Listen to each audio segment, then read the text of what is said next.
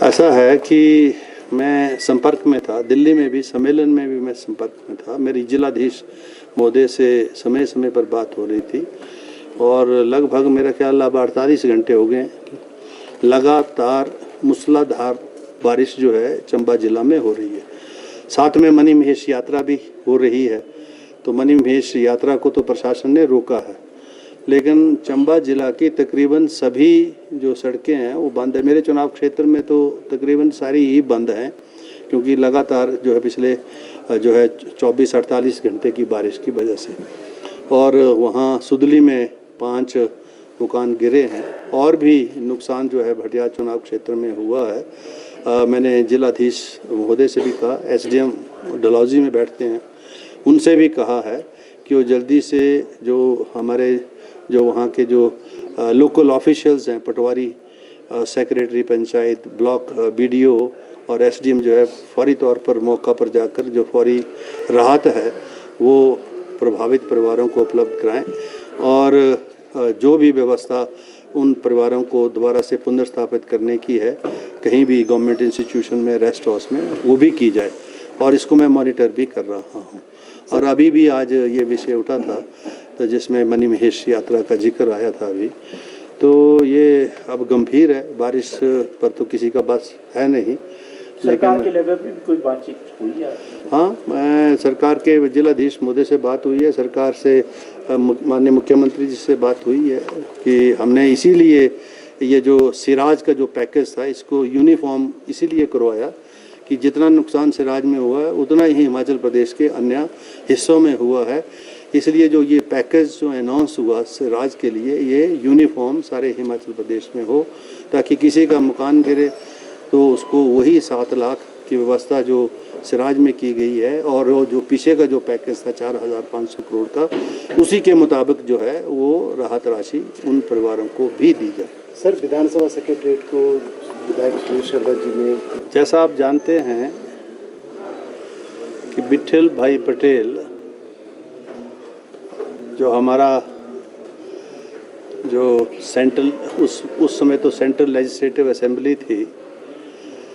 और जो अध्यक्ष का जो पद है, पहले तो प्रेसिडेंट था, अब स्पीकर है, इसकी जो स्थापना है ये विठल भाई पटेल जी के द्वारा हुई और ये चुनाव भी यहाँ हुआ काउंसिल चैम्बर शिमला में। इसका 22 को चुनाव हुआ, मतदान यहाँ हुआ, 23 को संडे था, उस वक्त सैटरडे था 22 को, और 24 अगस्त जो पिछले कल जो सम्मेलन दिल्ली में हुआ, वो 24 अगस्त को विठल भाई पटेल जी ने जो अध्यक्ष के पद के रूप में जो कार्यभार संभाला उसके 100 वर्ष, ये 100 वर्ष मनाने का जो कार्यक्रम दिल्ली की सेंट्रल लेजिस्लेटिव असेंबली में हुआ, जो आजकल जहाँ जो दिल्ली विधानसभा लगती है, वो पहले तो सीट थी वो सेंट्रल लेजिस्लेटिव असेंबली की। जैसा आप जानते हैं 1919 का गवर्नमेंट ऑफ इंडिया एक्ट के तहत जो है ब्रिटिश इंडिया गवर्नमेंट, जिसमें 145 मान्य सदस्य हुआ करते थे, जिसमें 41 नॉमिनेट थे, 104 इलेक्टेड हुआ करते थे। देश भर से ये जो प्रोविंस में जो बांटा हुआ सारा देश था, वहाँ से चुनाव के माध्यम से, तो ये वहाँ पर सम्मेलन था। और चूँकि समर कैपिटल शिमला था तो अगस्त के महीने में पार्लियामेंट यहाँ समर कैपिटल में लगती थी, तो ये चुनाव की प्रक्रिया सारी यहाँ हुई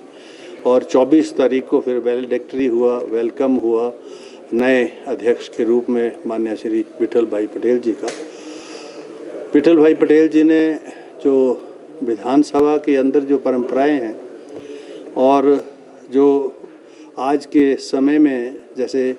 विधानसभा के सेक्रेटेरिएट को इंडिपेंडेंट सेक्रेटेरिएट का दर्जा जो है उसकी नींव भी उन्होंने ही रखी। तो ये सम्मेलन था दिल्ली में जिसमें मैं गया था और हमने भी इस विषय के ऊपर विठल भाई पटेल जी का जो योगदान 24 अगस्त 1925 से लेकर 30 तक वो अध्यक्ष रहे। फिर 30 के बाद तो रिज़ाइन कर दिया था उन्होंने, क्योंकि असहयोग आंदोलन जो महात्मा गांधी जी ने शुरू किया, तो सभी जो उस वक्त के नेता थे उस आंदोलन में शामिल हुए थे। अभी वैसे तो शेयर नहीं कर सकते, क्योंकि अभी ये विषय जो है अभी हमारे विधानसभा सचिवालय के विचाराधीन है। अभी उन्होंने लिख के दिया है और विधानसभा सचिवालय मेरा अभी आदेश लेके गया। We are examining this issue कि कौन सा ऐसे तथ्य हैं जिनका वो जिक्र कर रहे हैं, जिसके जवाब की वो बात कर रहे हैं। अब विधानसभा सचिवालय इसको पूरी तरह से गंभीरता से, क्योंकि नोटिस सिर्फ पब्लिसिटी के लिए नहीं, अगर कोई ऐसे तथ्य नहीं हुए तो जो नोटिस अगर बेबुनियाद हुआ, आधारहीन हुआ, तो उसके लिए भी नियम है। तो we are examining this issue very seriously नियम कैसे and certainly we will take appropriate action at the relevant time. Sir, राष्ट्रमंडल संसदीय संघ को लेकर के भी चर्चा हुई है, आपके बारबाडोस में जो सम्मेलन होना है उसको लेकर।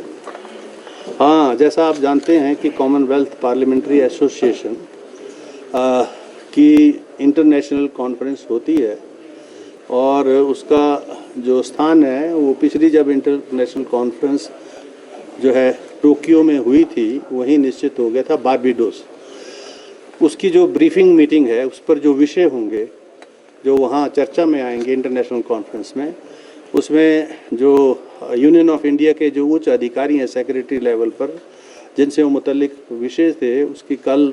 जो है माननीय लोकसभा अध्यक्ष श्री ओम बिरला जी ने ये मीटिंग रखी थी, जिसमें देश भर के पीठासीन अधिकारी उस मीटिंग में शामिल थे, उच्च अधिकारी भी थे, और उन सब ने उन विषयों के ऊपर ब्रीफिंग जो है सभी पीठासीन अधिकारियों की जो सम्मेलन में भाग लेंगे दी है, और उस पर ब्रीफ नोट भी तैयार कर रहे हैं। जैसे ही ब्रीफ नोट हमारे पास आएगा उसमें अतिरिक्त जो जानकारी हमको चाहिए होगी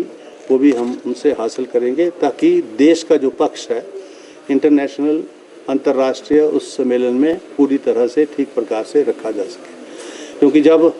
हम वहाँ जाएंगे तो हम इंडिया के रिप्रेजेंटेटिव होने के नाते जाएंगे, तो भारतवर्ष का जो पक्ष होगा वही वहाँ पर हम रखेंगे। धन्यवाद।